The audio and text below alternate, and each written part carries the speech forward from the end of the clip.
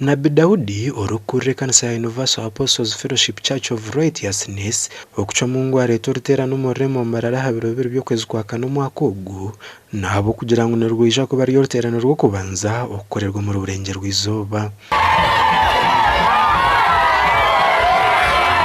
Nabbi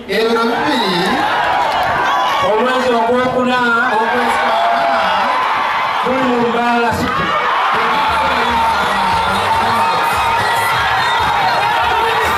ugu yayihanangiriza abantu na munonge minyetokora bakarwa mu kutekateka okutunga byabusha singa amadini gonna gabunda Katonda omulamu ndowooza nti tewandibadde na muntu n'omu atta munne abba munne ayenda ku muka munne oba yegatta n'ensolo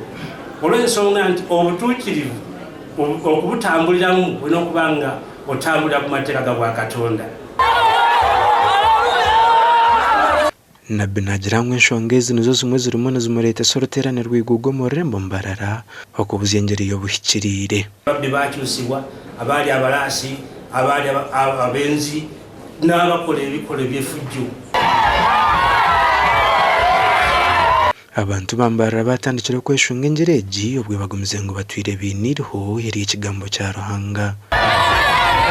abantu bagira kikendura cya Ruhanga bakore ebintu ebirukondana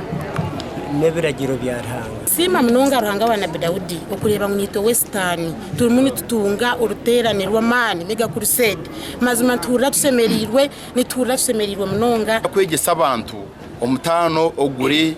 ahangiri yo kushikira n'amadini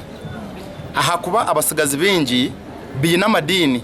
konka kana barwo mu madini bagenda bakora bitashemire kandi bagarako mu madini yago ushanga gataba ya mbere. Minister ukora hanshonga za Bunyoro Jennifer Namuyangu yatera abantu muranga okwejumbira mu ruterano. To invite all leaders right from His Excellency the President, the Vice President, the Speaker of Parliament, the Deputy Speaker, the Prime Minister, all ministers, all members of Parliament. This is the only church that will liberate our country. One from the dependence syndrome, because as I said, it teaches people to work. Nabbi omwezi ogwokuna okwezi kwa Mbarara